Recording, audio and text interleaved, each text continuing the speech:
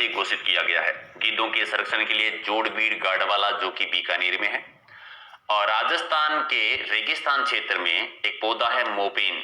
ये मूलतः किस देश का है? तो मोपेन है जिम्बाब्वे का। सी आपका सही।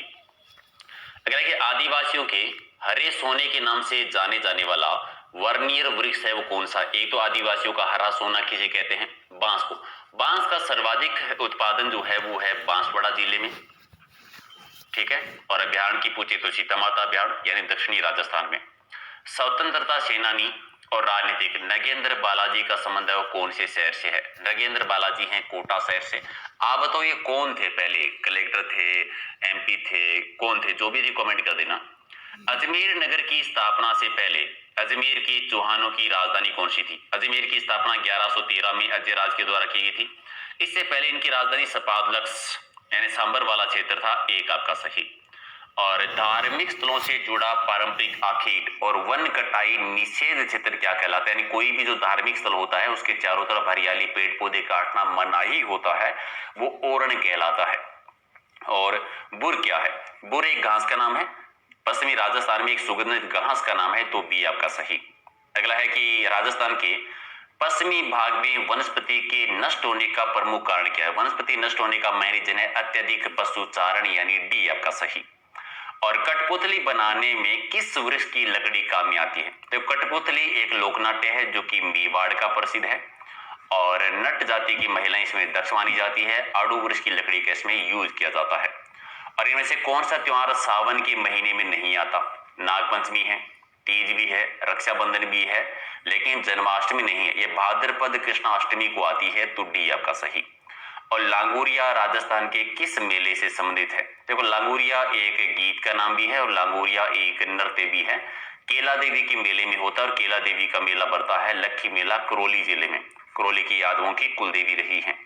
वह जंतुआलय जो गोडावण पक्षी के कृत्रिम प्रजनन केंद्र के रूप में विख्यात। गोडावण राजे पक्षी जो कि मरुद्यान पश्चिमी राजस्थान में ज्यादा देखने को मिलते हैं और जोधपुर जंतुआलय के लिए प्रसिद्ध है। राजस्थान का कौन सा जिला है जो फड़ चित्रांकन के लिए प्रसिद्ध है? फड़ कला प्रसिद्ध है शाहपुरा की। जोशी परिवार ने संरक्षण दिया था और शाहपुरा है भीलवाड़ा जिले में। अगला है कि जयपुर नगर की स्थापना के समय वहां के प्रमुख वास्तुकार नियोजक कौन थे? वास्तुकार थे विद्याधर भट्टाचार्य जी, जिन्हें बंगाली बाबा भी कहते हैं।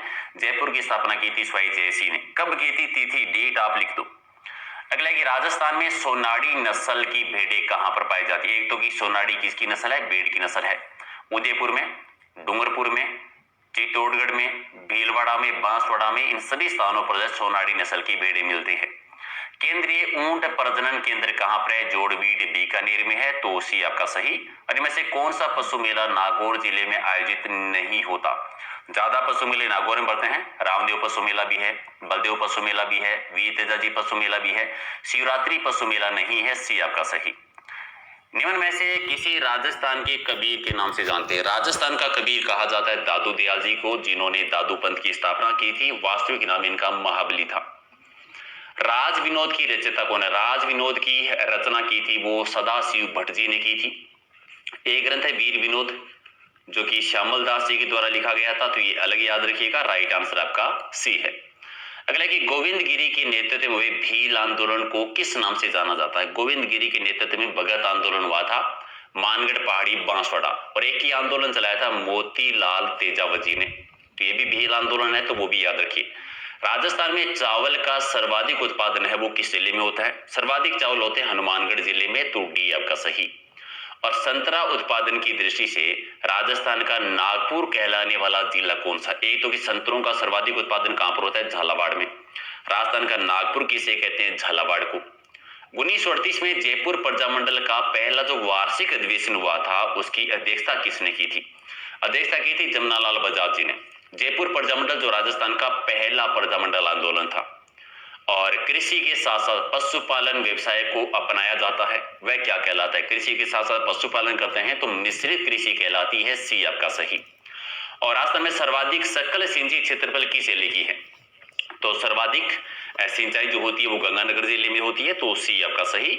और राजस्थान में सर्वाधिक पवन ऊर्जा कहां पर उत्पादित होती है? पवन ऊर्जा पश्चिमी राजस्थान में यानी जैसलमेर वाले एरिया में। तो राइट आंसर आपका सी है। अगला है कि राजस्थान में पन्ने की अंतरराष्ट्रीय मंडी कहां पे बनी हुई है?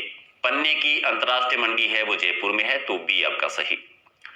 नेक्स्ट है, राजस्थान में किस संसाधन पर आधारित औद्योगिक विकास की विपुल संभावनाएं विद्यमान है?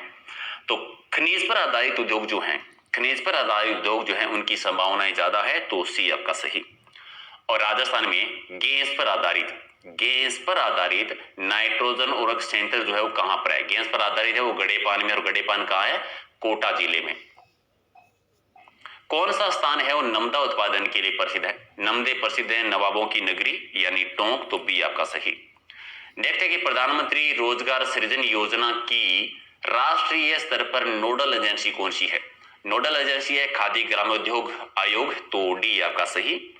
बादला और मोठड़े प्रसिद्ध कहाँ के? बादला जो कि जिंक के बने होते हैं, पेयजल के लिए यूज किया जाता है, और जोधपुर के प्रसिद्ध हैं, तो सी आपका सही। संगमरमर और ग्रेनाइट उद्योग केंद्रित कहां पर है? मुख्य केंद्र मकराना का प्रसिद्ध है, किशनगढ़ में मंडी है, राजसमंद में सर्वाधिक भंडार है, तो एक हो जाएगा आपका सही आंसर। अगला है कि राजस्थान में सूचना के अधिकार को प्राप्त करने के आंदोलन के प्रणेता कौन रहे थे? तो श्रीमती अरुणा रॉय जी, सी आपका सही है। अगला है कि राजस्थान का कौन सा जिला डांग क्षेत्र में आता है? तो धौलपुर भी है, करौली है, सवाईमाधोपुर भी है, सभी जिले आते हैं, तो डी आपका सही। और कनक सागर के नाम से प्रसिद्ध झील कौन सी है? कनक सागर कहते हैं दुगारी झील, कहां पर है ये कमेंट करके आप बता दो। अगला है कि राजस्थान की किस झील में नमक का कार्य केंद्र सरकार के द्वारा किया जा रहा है? केंद्र सरकार के द्वारा सांबर झील का नमक जो है, और वह कौन सी झील है जहां सर्दियों में राजहंस बड़ी संख्या में देखने को मिलते हैं? तो राजहंस जो ज्यादा आते हैं वो आते हैं सांबर झील, खारे पानी की सबसे बड़ी झील जयपुर में। उदयपुर के आसपास की जो तस्तरी नुमा आकृति की पहाड़ियां हैं उनको स्थानीय भाषा में क्या कहते हैं? तस्तरी नुमा आकृति की पहाड़ियां हैं उन स्थानीय भाषा में क्या कहा जाता है? गिरवा कहते हैं, एक आपका सही। और बस्सी वन्यजीव अभ्यारण्य राजस्थान में निम्नलिखित में से किस जिले में है? तो बस्सी अभ्यारण्य जो है ये है चित्तौड़गढ़ जिले में, सी आपका सही।